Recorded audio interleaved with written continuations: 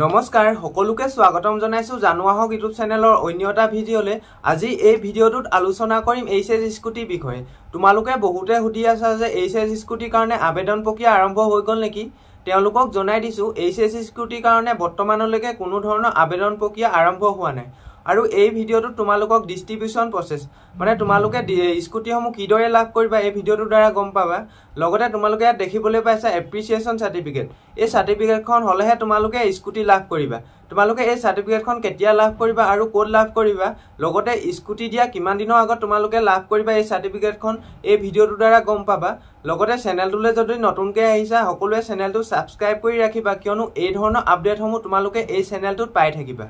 এতিয়া আহিল appreciation certificate. এই এপ্ৰিচিয়েশ্যন সাৰ্টিফিকেটখন যোনবিলাক ছাত্ৰ ছাত্ৰীয়ে এইচএছ স্কুটি পাবৰ কাৰণে এলিজিবল হয় সেই ছাত্ৰ ছাত্ৰীসকলক doctor Banikanta Kakati merit award এই এপ্ৰিচিয়েশ্যন সাৰ্টিফিকেটখন প্ৰদান কৰা হ'ব।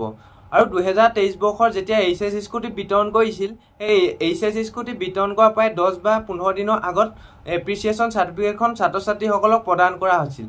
এই বছৰো হিমন্ত বিশ্ব শৰ্মা ছাৰে ঘোষণা কৰিছে যে 30 নৱেম্বৰ আগে আগে তোমালোকক এইচএছ স্কুটিসমূহ বিতৰণ কৰিব। আৰু এইচএছ স্কুটি বিতৰণ কৰাৰ প্ৰায় 15 দিন মানৰ আগত তোমালোকক এই এপ্ৰিচিয়েশ্যন সাৰ্টিফিকেটখন দিয়া হ'ব। মানে অক্টোবৰ মাহৰ লাষ্টৰ ফালে তোমালোকক এই এপ্ৰিচিয়েশ্যন সাৰ্টিফিকেটখন দিয়া হ'ব। আৰু তোমালোকে এপ্ৰিচিয়েশ্যন সাৰ্টিফিকেটখন কিদৰে লাভ কৰিবা, ডিস্ট্ৰিক্ট ৱাইজত এই সাৰ্টিফিকেটখন বিতৰণ কৰি আহিছে। ধৰি লোৱা তোমালোকৰ 3 বা 4খন কলেজ আছে, সেই 3-4খন কলেজত যিকোনো এখন কলেজত এখন মিটিং আয়োজন কৰা হ'ব। সেই মিটিংখনত তোমালোকক এই এপ্ৰিচিয়েশ্যন সাৰ্টিফিকেটখন বিতৰণ কৰা হ'ব। আৰু তোমালোকৰ যেতিয়া মেৰিট লিষ্ট আহিছিল সেই মেৰিট লিষ্টত এটা ফোন নম্বৰ দিয়া হৈছে। তোমালোকৰ যোনটো ৰেজিষ্ট্ৰেশ্যন কৰা সময়ত যোনটো ফোন নম্বৰ দিছিল সেই ফোন নম্বৰটোত কল কৰিব। আৰু সেই কল কৰাৰ পিছত তোমালোকে সেই মিটিংখনত গৈ তোমালোকক এপ্ৰিচিয়েশ্যন সাৰ্টিফিকেটখন আনিব লাগিব। আৰু এই এপ্ৰিচিয়েশ্যন সাৰ্টিফিকেটখন লৈ তোমালোকে পুৱা 10 বা 15 দিনৰ পাছত তোমালোকে এইচএছ স্কুটিসমূহ লাভ কৰিবা। এই সাৰ্টিফিকেটখন লৈ তোমালোকে এতিয়া কি কৰিবা, যোনখন অফিচিয়েল নটিচ দিছিল সেই নটিচখনত ডিস্ট্ৰিবিউশন প্ৰসেস তোমালোকে কিদৰে স্কুটি লাভ কৰিবা ধুনীয়াকৈ দিয়া আছে। নাইবা মই তোমালোকক ধুনীয়াকৈ বুজাই দিছো, তোমালোকে ভিডিঅ'টো শেষলৈকে চাবা, তেতিয়া ভালদৰে বুজি পাবা। তোমালোকৰ ডিস্ট্ৰিবিউশন প্ৰসেসটো বুজাই দিছো ইয়াত। তোমালোকে দেখিবলৈ পাইছা ডিস্ট্ৰিবিউশন প্ৰসেস। তোমালোকক কি প্ৰসেছত স্কুটি দিব ইয়াত লিখা আছে, তোমালোকে দেখিবলৈ পাইছা। পইণ্ট নাম্বাৰ 8 দিয়া আছে, the list of student will be collect from Assam high secondary education council. ষ্টুডেণ্টৰ লিষ্টখন কালেক্ট কৰা হ'ব আছাম হাই ছেকেণ্ডেৰী এডুকেশ্যন কাউন্সিলৰ পৰা। পইণ্ট নাম্বাৰ বিত দিয়া আছে, the list beneficiary will be uploaded to. তোমালোকে দেখিবলৈ পাইছা এই লিংকটোত গম পাইছে এই ৱেবছাইটটোত মেৰিট লিষ্টখন আপলোড কৰা হৈছে। পইণ্ট নাম্বাৰ চিত দিয়া আছে, the director of higher education will notify a list of concern principal to ensure the smooth distribution of scooter to eligible beneficiary. ইয়াত দিয়া আছে প্ৰিন্সিপালসকল, কনচাৰ্ণ প্ৰিন্সিপালসকলক সেইখিনি কথা জনোৱা হ'ব যাতে ইলিজিবল ষ্টুডেণ্টসকলক স্কুটিখন দিব পাৰে, তাৰ বিষয়ে প্ৰিন্সিপালসকলক জনোৱা হ'ব। Point number the eligible student will collect appreciation certificate.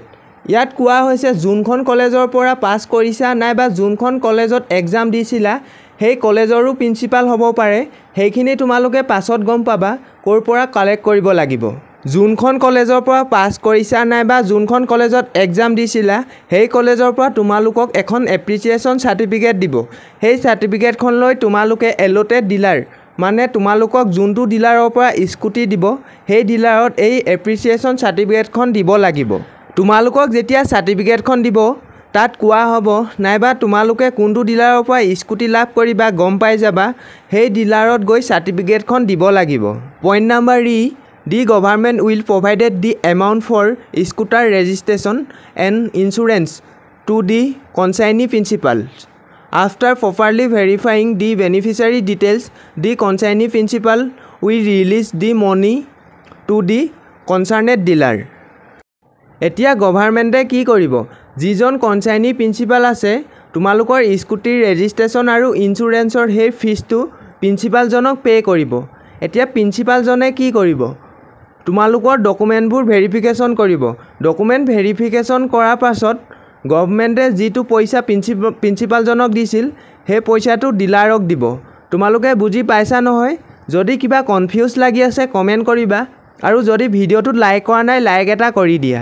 তোমালোকে যেতিয়া স্কুটি ল'বলৈ যাবা স্কুটি ল'বলৈ যোৱা সময়ত ৰেজিষ্ট্ৰেশ্যন আৰু ইঞ্চুৰেঞ্চৰ কাৰণে পইচা দিব নালাগে এক্সট্ৰা কিবা যদি স্কুটিত লগোৱাত সেই পইচাটো দিব লাগিব ৰেজিষ্ট্ৰেশ্যন আৰু ইঞ্চুৰেঞ্চৰ কাৰণে পইচা দিব নালাগে point number F the student need not pay any amount to the dealer for the cost of registration and insurance ইয়াত সেইটোৱে কৈছে তোমালোকক কৈছিলোঁৱেই ডিলাৰত গৈ কোনো ৰেজিষ্ট্ৰেশ্যন আৰু ইঞ্চুৰেঞ্চৰ নামত কোনো ধৰণৰ পইচা দিব নালাগে point number G the student will collect the scooter from the dealer concerned যোনটো ডিলাৰৰ পৰা তোমালোকে স্কুটিখন লাভ কৰিবা সেই ডিলাৰত গৈ তোমালোকে স্কুটিখন কালেক্ট কৰিব লাগিব পইণ্ট নাম্বাৰ Hত দিয়া আছে যদিহে ষ্টুডেণ্টজন এক্সিডেণ্টলি মৃত্যু হৈছে সেই ষ্টুডেণ্টৰ লিগেল গাৰ্জেনে সেই স্কুটিখন কালেক্ট কৰিব পাৰে ইচ্ছা কৰিলে নকৰিবও পাৰে এতিয়া লাষ্টৰ পইণ্টটোত দিয়া আছে the beneficiary of the doctor Banikanta Kakati merit award under the Pragyan Bharati scheme shall not be eligible for the Nijut Moina scheme. However, if any girl's beneficiary opts out of receiving the scooter, she can apply for the Nijut Moina scheme. যিসকল ছাত্ৰ ছাত্ৰীয়ে এই scooty ল'ব তেওঁলোকে নিযুত মইনা আঁচনিৰ কাৰণে apply কৰিব নোৱাৰিব এপ্লাই সেইসকলে কৰিব পাৰিব যিসকলৰ নামটো উঠাই লয় মানে স্কুটি নালাগে মোক নিযুত মইনা আঁচনিহে লাগে তেতিয়াহে নিযুত মইনা আঁচনিৰ কাৰণে এপ্লাই কৰিব পাৰিব স্কুটিখন ল'লে কিন্তু নিযুত মইনা আঁচনিৰ কাৰণে এপ্লাই কৰিব নোৱাৰিব তোমালোকে গম পালা কি প্ৰচেছত এইচএছ স্কুটিসমূহ লাভ কৰিবা আৰু তোমালোকৰ এলিজিবিলিটি ক্ৰাইটেৰিয়া মানে কোনবিলাক ছাত্ৰ ছাত্ৰীয়ে এইচএছ স্কুটি লাভ কৰিব আগৰ ভিডিঅ'ত তোমালোকক ধুনীয়াকৈ মই বুজাই দিছিলোঁ যদি ভিডিঅ'টো চোৱা নাই তোমালোকে এই ভিডিঅ'টো ডিছক্ৰিপশ্যনত লিংকটো দি দিছোঁ তোমালোকে ডিছক্ৰিপশ্যনত গৈ সেই ভিডিঅ'টো চাই ল'বা লগতে যদি তোমালোকক এই ভিডিঅ'টো ভাল লাগিলে সকলোৱে লাইক এটা কৰি দিবা আৰু নতুনকৈ যদি চেনেলটোলৈ আহিছা সকলোৱে চেনেলটো ছাবস্ক্ৰাইব কৰি ৰাখিবা কিয়নো এই ধৰণৰ আপডেটসমূহ তোমালোকে এই চেনেলটোত পাই থাকিবৰ বাবে